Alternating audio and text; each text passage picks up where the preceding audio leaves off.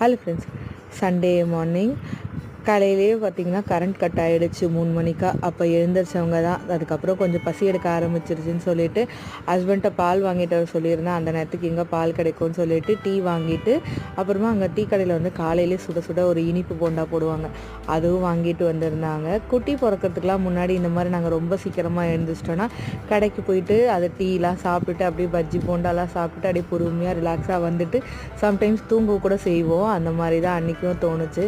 அப்புறம் கறிக்கடை ஓப்பனில் இருந்ததுன்னு சொல்லிட்டு தலைக்கறிக்கு ஆர்டர் கொடுத்துட்டு வந்திருந்தாங்க.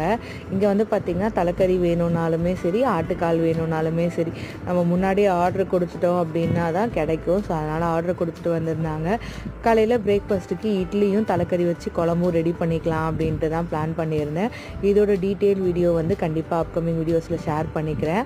அது சாதத்தோடு வச்சு சாப்பிடவும் நல்லாயிருக்கும், இட்லி தோசைக்கும் நல்லாயிருக்கும். ட்ரை பண்ணி பாருங்கள்.